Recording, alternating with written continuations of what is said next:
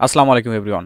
আজকের এই সেশনে দেখাবো আপনারা কিভাবে ফটোশপের মাধ্যমে যে কোনো টেক্সটকে পিএনজিতে আপনারা কনভার্ট করতে পারেন।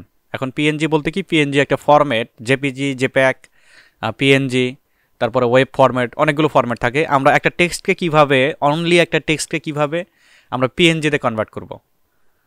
আপনারা হয়তো অনেকে বলতেছেন যে টেক্সটকে পিএনজিতে কনভার্ট করা একদম ইজি প্রসেস, বাট না, আমরা সেই পিএনজি না, যে পিএনজির বাইরে একদম একটা ট্রান্সপারেন্ট ব্যাকগ্রাউন্ড থাকবে, সেটা আপনাদেরকে করে দেখাবো আজকে।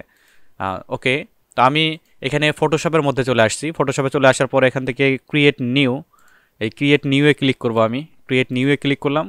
ক্রিয়েট নিউয়ে ক্লিক করার পরে আমাদের এখানে একটা ক্যানভাস আমরা নিয়ে নেই। আমাদের ওয়েট হাইট নিয়ে নেই 1280x720, এটা থাক।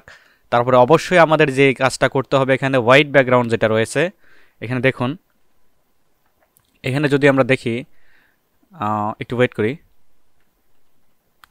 এখানে দেখুন আমাদের যে 8GB কালার রয়েছে এবং হোয়াইট একটা ব্যাকগ্রাউন্ড রয়েছে, যে কালারটা রয়েছে এটা। তো আমাদের এই কালারটাকে চেঞ্জ করতে হবে, এটাকে আমাদের অবশ্যই এটা ট্রান্সপারেন্ট ব্যাকগ্রাউন্ড নিতে হবে। যে ট্রান্সপারেন্ট ব্যাকগ্রাউন্ড, নিচে দেখুন ট্রান্সপারেন্ট ব্যাকগ্রাউন্ড বলে অপশন রয়েছে। ট্রান্সপারেন্ট ব্যাকগ্রাউন্ড, এই অপশনটা আমরা সিলেক্ট করবো এখানে। ওকে, ট্রান্সপারেন্ট ব্যাকগ্রাউন্ড, দেন ক্রিয়েট। ওকে, আমরা ট্রান্সপারেন্ট ব্যাকগ্রাউন্ড একটা তৈরি করে ফেলেছি।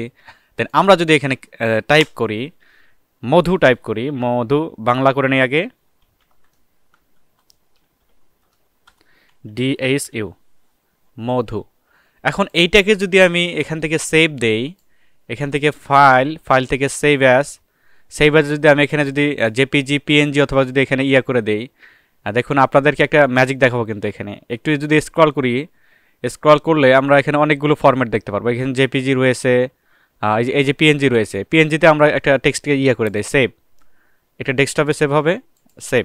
যদি আমরা এখানে মিনিমাইজ করে দেই এই অপশনগুলা, আমরা এখানে দেখতে পারবো এই যে মধু বলে যে অপশনটা, মধু বলে যে টেক্সটটা, এটা কিন্তু পিএনজিতে কনভার্ট হয়ে গেছে, এটা পিএনজি কনভার্ট হয়ে গেছে। বাট এটাকে যদি আমরা ইয়া করি, এটা যদি আমরা কোনো ডকুমেন্টসের উপরে আমরা নেই, এখান থেকে যদি আমরা আসি,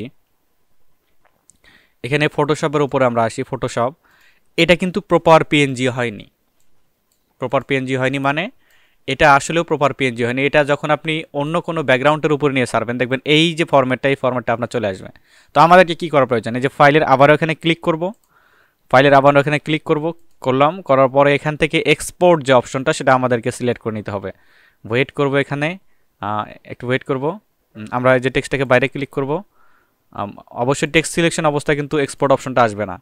এই যে আমরা ফাইলের এখানে আবারও ক্লিক করব, করার পরে এই যে এখানে যে এক্সপোর্ট অপশন আমরা দেখতে পাচ্ছি, এক্সপোর্ট থেকে এক্সপোর্ট অ্যাজ, এখানে ক্লিক করব। এক্সপোর্টে আবার ফাইলে ক্লিক করি, এক্সপোর্টের এখানে আসি, এক্সপোর্ট অ্যাজ, এখান থেকে আমরা ফরম্যাটটা দেখতে পারবো। দেখেন এই যে লোড নিচ্ছে, দেখুন মধু। ওকে, আমরা যদি একটু টেক্সটের কালারটা চেঞ্জ করে দিই, এখানে টেক্সটের কালারটা যদি আমি এখানে রেড করে দেই, একদম পিওর রেড করে দেই এখানে, তাহলে দেখবেন আরও সুন্দরভাবে বুঝতে পারতেছেন আপনারা। ওকে, দেন আমরা এখান থেকে ফাইলে আবারও এক্সপোর্টের এখানে আসি, আবারও টেক্সটে ক্লিক রয়েছে, আমরা বাইরে ক্লিক করে নেই, দেন ফাইল, এক্সপোর্ট, দেন এখান থেকে এক্সপোর্ট অ্যাজ, ওয়েট করবো, এই যে লোড নেবে এরকম। এখন যদি সেভ অলে যদি ক্লিক করি, এটা আমাদের নাম দিতে বলবে, তো আমরা এখানে দিয়ে দিই মধু, ডেস্কটপে সেভ হবে। দেন আমরা সেভে ক্লিক করলাম, একটু ওয়েট করতে হবে আমাদের। এইবার দেখবেন প্রপার ওয়েতে এটা আপনার ইয়ে হয়ে গেছে, প্রপার ওয়েতে এটা একদমই ট্রান্সপারেন্ট ব্যাকগ্রাউন্ড, একদম ওটা রিমুভ হয়ে গিয়ে এটা একদম প্রপার ইয়া হয়ে গেছে আপনার। তো এই ছিল আজকের সেশন, আশা করি সবাই বুঝতে পেরেছেন। ধন্যবাদ।